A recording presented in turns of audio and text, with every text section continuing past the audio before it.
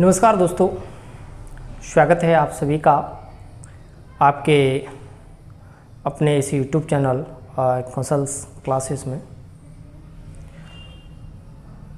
तो बच्चों, जैसा कि आप जानते हो कि हम प्रश्नावली 4.1 के प्रश्नों को हल कर रहे हैं। तो आज के वीडियो में हम प्रश्न नंबर 2 के प्रश्नों को हल करेंगे।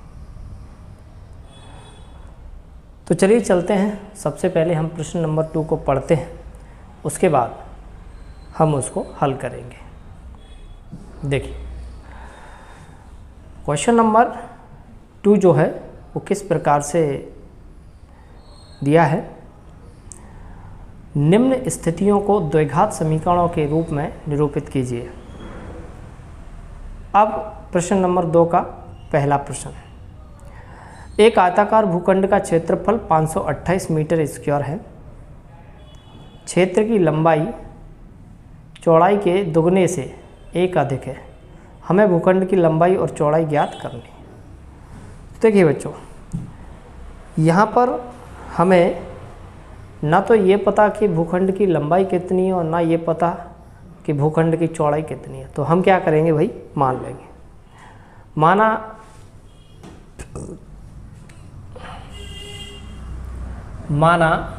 ध्यान से देखना, माना भूखंड दे रखा है। माना भूखंड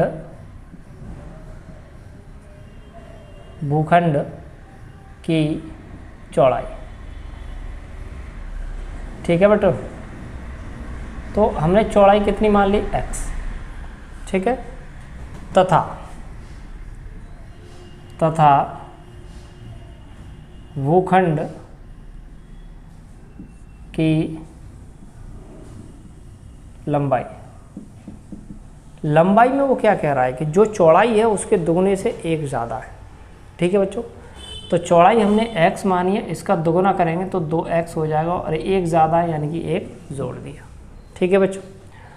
माना भूखंड की चौड़ाई कितनी है, x, तथा भूखंड की लंबाई जो है उसने क्या कहा है कि जो भी चौड़ाई है उसके दुगने से 1 ज़्यादा है, ठीक है।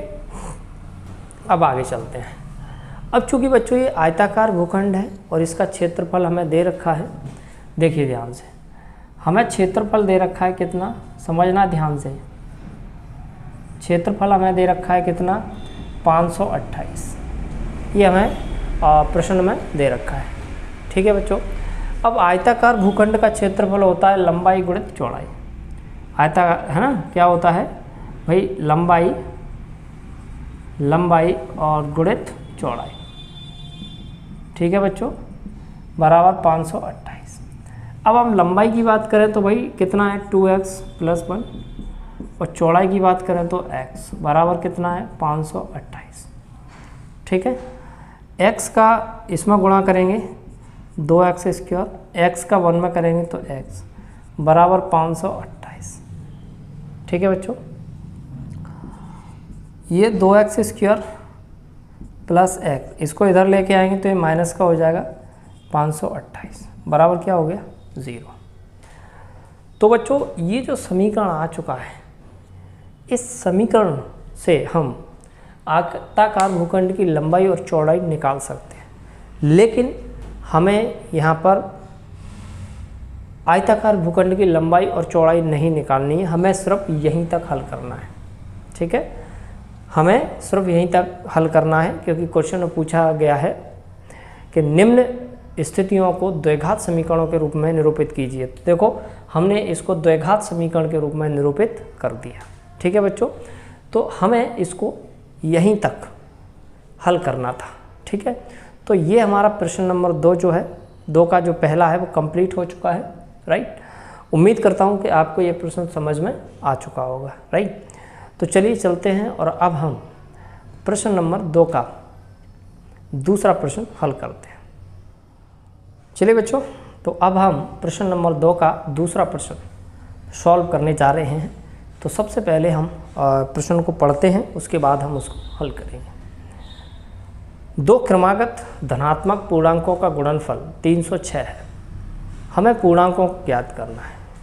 देखिए बच्चों, अगर दो धनात्मक पूर्णांक अगर हमें मानना है क्रमागत, तो जब भी हम मानते हैं ध्यान रखना क्रमागत क्या होता है, जैसे मान के चलो यहाँ पर 2 है तो अगला क्या होगा भाई 3, क्रम से होना चाहिए। अगला क्या होगा भाई, अगला क्या हो गया भाई, अगला होगा 4, क्रम से चल रहा है ना।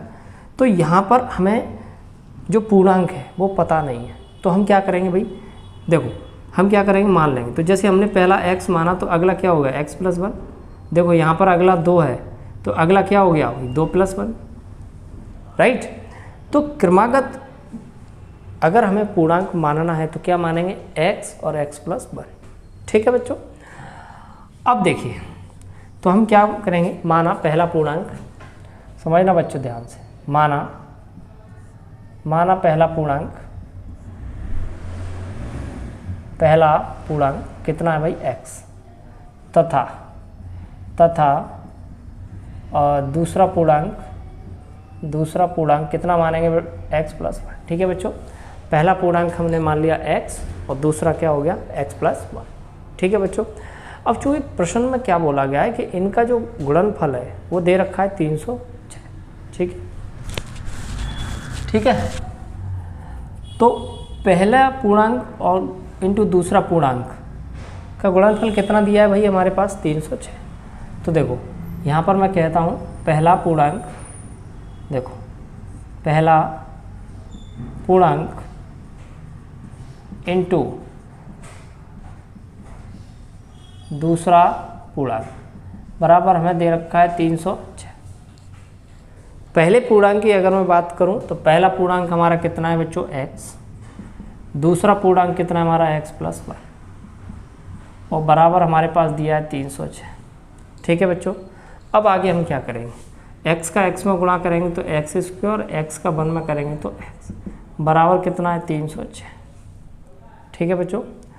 तो x² + x इसको इधर लेके आएंगे तो ये माइनस का 306 बराबर 0। तो बच्चों ये हमारा द्विघात समीकरण बन चुका है और इस द्विघात समीकरण से हम दो क्रमागत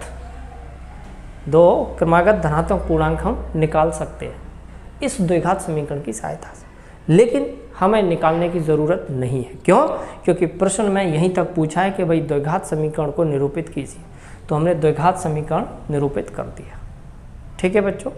और अगर हमें पहला और दूसरा पूर्णांक निकालना है तो आगे इसको हल करेंगे और हमारा पहला और दूसरा पूर्णांक निकल कर आ जाएगा, ठीक है बच्चों।